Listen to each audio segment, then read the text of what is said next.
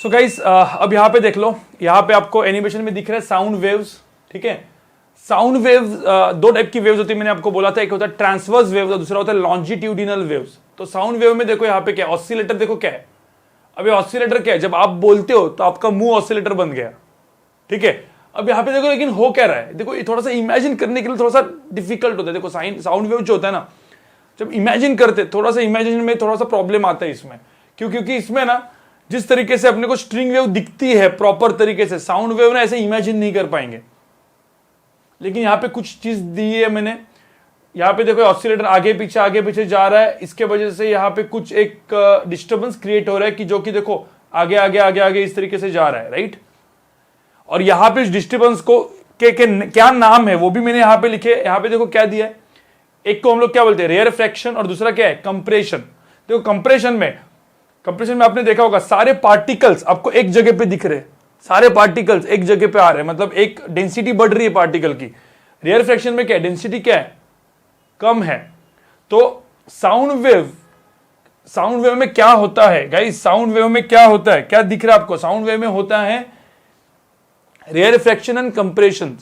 ठीक है, तो कंप्रेशन रेयरफेक्शन ऐसे जाते रहेगा, कोई मीडियम से पास होगा। ये आपने बचपन में भी पढ़ा होगा 8, 9, 10th में, राइट। बचपन में देखा होगा sound wave consist of rarefaction and compression, और वो आगे जाते रहेगा। तो एग्जैक्टली ये क्या है ना गाइस, एग्जैक्टली ये क्या होता है ये मैं आपको बताने वाला हूं। ठीक है, तो पहले तो मैं आपको string wave and sound wave का मतलब मिक्सचर बताता हूं कि स्ट्रिंग वेव से कैसे हम लोग एनालॉजी, ठीक है, स्ट्रिंग वेव से कैसे हम लोग साउंड वेव को देखेंगे या स्टडी करेंगे। ठीक है, तो थोड़ा समझने के लिए थोड़ा सा ट्रिकी है, लेकिन एक बार समझ में आ गया, ठीक है। और उसके बाद ज़्यादा दिमाग मत लगाओ, डायरेक्ट फॉर्मूला बेस्ड होते क्वेश्चन डायरेक्टली फॉर्मूला बेस्ड होते, ज़्यादा दिमाग मत लगाना जाओ, पहले एक समझने की कोशिश करो कि क्या मैं बोलने जा रहा हूं यहाँ पे। ठीक है, तो अब काफी सारा मैंने यहाँ पे दिखा दिया है। ठीक है, ये हो गया कंप्रेशन, रेयरफेक्शन के यहाँ पे लिखा है मैंने लो प्रेशर। ठीक है, यहाँ पे देखो क्या दिया है, यहाँ पे प्रेशर लो होगा, यहाँ पे प्रेशर ज्यादा होगा। हम लोग यहाँ पे बोल सकते हैं कि यहाँ पे डेंसिटी ज्यादा होगी, डेंसिटी पार्टिकल्स की, यहाँ पे डेंसिटी क्या होगी, डेंसिटी ज्यादा होगी। यहाँ पे डेंसिटी पार्टिकल्स की क्या होगी, बहुत ही कम होगी। ठीक है, तो प्रेशर इधर कम हो गया, इधर प्रेशर बढ़ गया। ये हो गया डायरेक्शन ऑफ पार्टिकल मोशन, मतलब और ध्यान में रखना यहाँ पे जो पार्टिकल्स होंगे वो पार्टिकल्स कैसे कैसे घूम रहे होंगे। ठीक है, एक चीज ध्यान में रखना, पार्टिकल जो होते हैं स्ट्रिंग वेव में, देखो स्ट्रिंग वेव ये हो गई स्ट्रिंग वेव में पार्टिकल कैसे घूमते बताओ मुझे, ऐसे घूमते, राइट, परपेंडिकुलर, एनर्जी ऐसे ट्रांसफर होती है, पार्टिकल ऐसे घूमते। यहां पे जो पार्टिकल्स घूमते हैं वो ऐसे घूमते हैं, आगे पीछे। ठीक है, तो पार्टिकल्स आगे पीछे जाएंगे, एनर्जी भी ऐसी। तो जो एनर्जी जो होगी, तो एनर्जी का जो वेलोसिटी होगा और पार्टिकल का जो ऑसिलेशन होगा, दोनों पैरेलल होंगे। ठीक है, दोनों के लाइन ऑफ एक्शन देखो पैरेलल दिख रहे हैं आपको यहाँ पे परपेंडिकुलर, और इसी के लिए हम लोग इसको क्या बोलते हैं, लॉन्जिट्यूडिनल वेव। ये तो मैंने आपको ऑलरेडी बता चुका था मैं, राइट। ठीक है, तो ये हो गया साउंड वेव। अब एनिमेशन देख लिया आपने, अभी थोड़ा सा अंदर हम लोग आगे बढ़ते हैं गाइस। पहले कुछ चीज डायरेक्टली आपको लिखनी है थियोरेटिकली, उसके बाद में उसका प्रूफ दूंगा आपको। प्रूफ मैं आपको बाद में दूंगा, पहले आप डायरेक्टली देखोगे। जैसे स्पीड ऑफ आपने देखा होगा स्ट्रिंग वेव था, क्या था वो, √T/μ। ठीक है, वैसे स्पीड ऑफ साउंड वेव होता है, अलग अलग मीडियम का होता है, √, यहां पे मैं लिख रहा हूं। ठीक है, अब ये भी भाई डिपेंड करेगा डेंसिटी, मतलब मीडियम पे, तो ये चीज हो गई डेंसिटी। ठीक है, और ये हो गया मॉड्यूलस ऑफ इलास्टिसिटी। तो स्पीड होता है साउंड वेव का modulus of elasticity under divide by density का √। ठीक है, अब गाइस ध्यान में रखना, दो टाइप के मीडियम होंगे।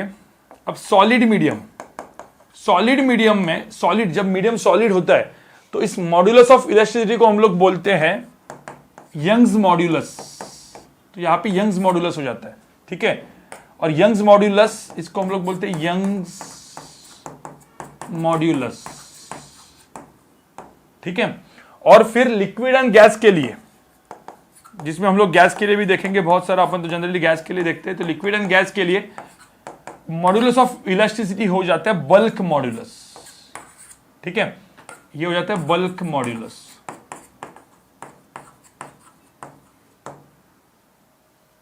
ये थ्योरेटिकल चीजें अभी आपको सिर्फ लिख के रखना है। What is Young's modulus of the Young's modulus and bulk modulus क्या होता है, मुझे पता है आपको सिखाया हुआ है, लेकिन स्टिल जिसको नहीं पता होगा तो क्विकली आप लोग इलास्टिसिटी का एचसी वर्मा का थ्योरी पढ़ सकते हो चाहिए तो, ठीक है। यंग्स मॉड्यूलस होता है stress upon strain, stress upon strain होता है यंग्स मॉड्यूलस, ठीक है।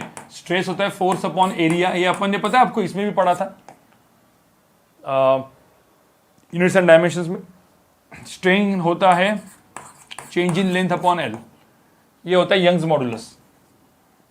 बल्क मॉड्यूलस, बल्क मॉड्यूलस होता है मैंने प्रेशर दे दिया तो increase in pressure divide by change in volume upon volume, ये होती है बल्क मॉड्यूलस, ठीक है। तो बल्क मॉड्यूलस ऐसा लिखते हैं, बल्क मॉड्यूलस होता है ये प्रेशर, ठीक है, ये प्रेशर वाली चीज है, और ये क्या है चेंज इन वॉल्यूम, ये वॉल्यूम वाली चीज है, ठीक है। Change in volume upon volume, इसमें वी वॉल्यूम है, ये होता है बल्क मॉड्यूलस।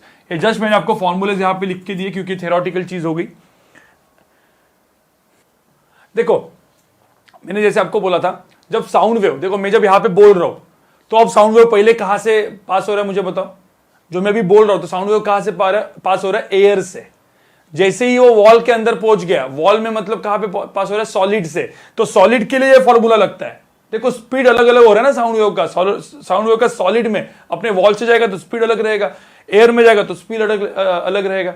तो ये स्पीड के डायरेक्टली फॉर्मूलाज है, ध्यान में रखना, इसका डेरिवेशन के अंदर घुसने की जरूरत नहीं है, डायरेक्टली दिमाग में रख दो फॉर्मूला। अब जो काम आएगा आगे, आगे इसका डेरिवेशन होता है Newton's formula for speed of sound wave. अब देखो दो लोग थे, एक न्यूटन एंड लैपलास। देखो यहाँ पे एक न्यूटन लिखा है, एक लैपलास करेक्शन लिखा है। मैं आपको पूरा का पूरा बताता हूं क्या है।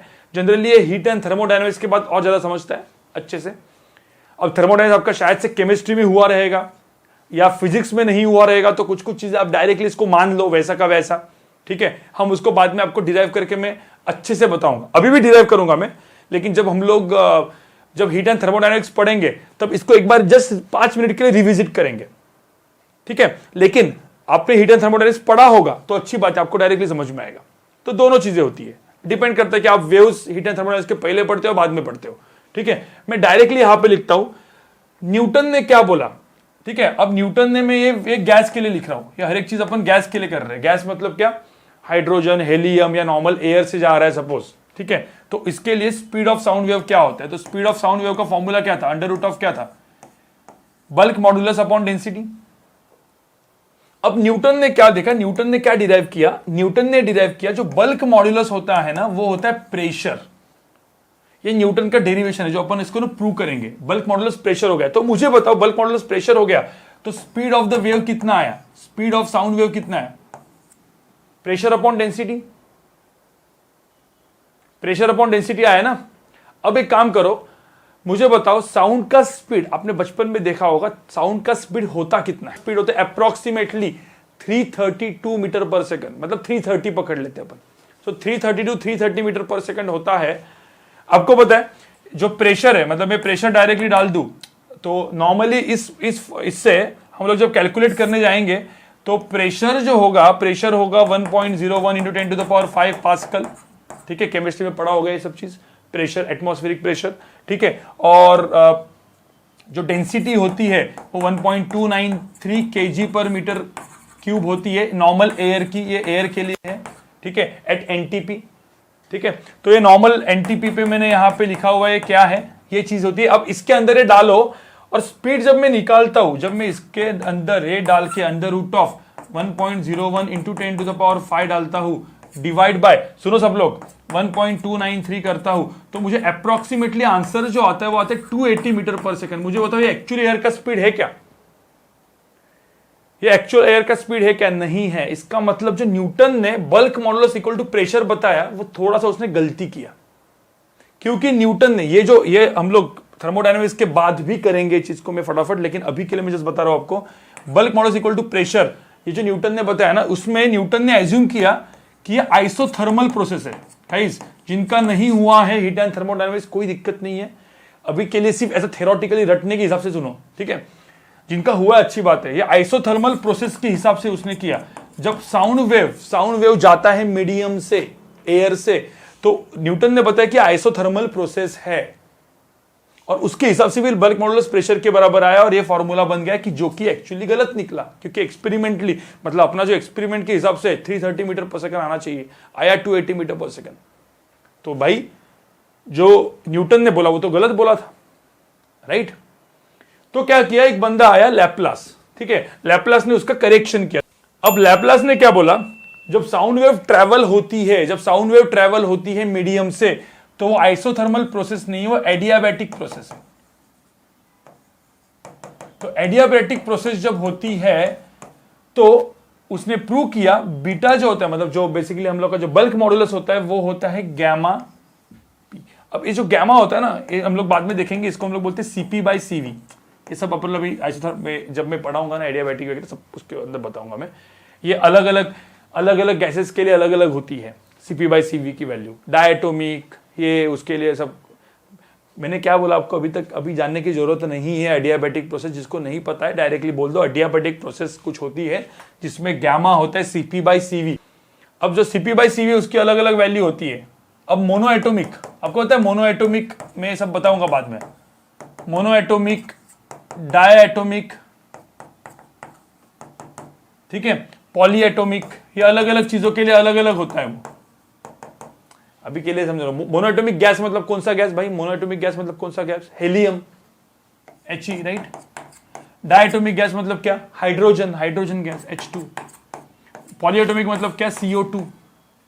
एग्जाम्पल है अलग अलग, तो अलग अलग गैसेस होंगे ना, मतलब अलग अलग मीडियम होगा। ये monoatomic gas, diatomic gas, polyatomic gas, सबके लिए गैमा अलग अलग रहता है। इसके लिए गैमा कुछ अलग रहेगा, इसके लिए गैमा कुछ अलग रहेगा, इसके लिए गैमा कुछ अलग रहेगा, ठीक है, और इसके लिए गैमा कुछ अलग रहेगा। तो डायटोमिक, मोनोएटोमिक के लिए गैमा जो होता है वो 5/3 होता है, इसमें 7/5 होता है, ठीक है, और इसमें जो होता है, इसमें गैमा जो होता है वो थोड़ा सा, मतलब मैं आपको पॉलीएटोमिक के लिए बाद में बताऊंगा इसमें सीपी बाई सीवी क्या होता है, क्योंकि सीपी बाई सीवी अलग अलग चीजों के ऊपर डिपेंड रहता है। यहाँ पे भी वो वाइब्रेशंस वगैरह सब कुछ आते हैं, 9/7 वगैरह भी आता है, वाइब्रेशंस होगा वगैरह। तो ये सब में मैं एकदम बाद में बताऊंगा, अभी के लिए सिर्फ आप लोग जस्ट ऐसा वगैरह रटने के हिसाब से देख लो, ठीक है। गैमा की वैल्यू आपको दी जाएगी अभी के लिए, ठीक है। तो मेरा जो अब सुनो, सब लोग ध्यान से सुनो, मेरा फॉर्मूला क्या बना, वेलोसिटी ऑफ साउंड क्या आ गया, ये होता है bulk modulus by density. Bulk modulus की जगह क्या आ गया यहाँ पे, गैमा पी बाई डेंसिटी, समझ में। ये हो गया मेरा स्पीड ऑफ साउंड। तो मेरे को डायरेक्टली भी फॉर्मूला याद रखो, है directly formula under root of gamma P by density. अब इसको और एक फॉर्म है, उसका और एक फॉर्म है, ये एक्चुअल मेरा मेन फॉर्मूला है, ये मेरा मेन फॉर्मूला है गाइज, ये मेरा मेन फॉर्मूला हो गया, ठीक है। अब थोड़ा सा याद करो, PV is equal to nRT, पता है gas equation, PV is equal to nRT, जिन्होंने थर्मोडायनामिक्स पढ़ा है उनको PV is equal to nRT gas equation पता होगा, राइट। कुछ लोगों को शायद से नहीं पता होगा, नहीं पता होगा तो छोड़ दो, पता होगा तो PV is equal to NRT देख लो।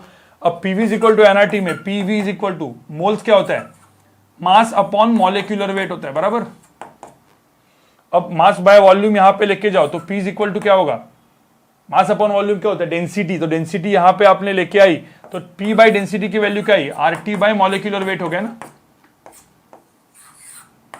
Are is gas constant, T is temperature and M is what, molar mass, molecular weight, right.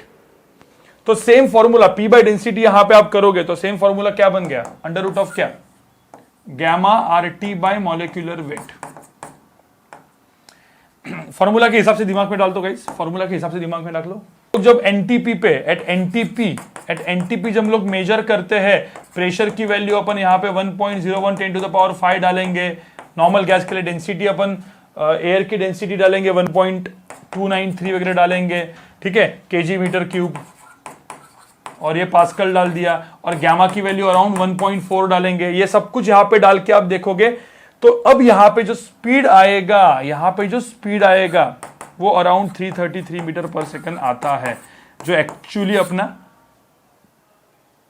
अपना साउंड का स्पीड है एयर में। तो ये जो फॉर्मूला आया, लैपलास ने जो करेक्शन किया और ऐसे बताया कि साउंड वेव जब जाता है तो एडियाबैटिक प्रोसेस है, आइसोथर्मल नहीं है, ये सही हुआ।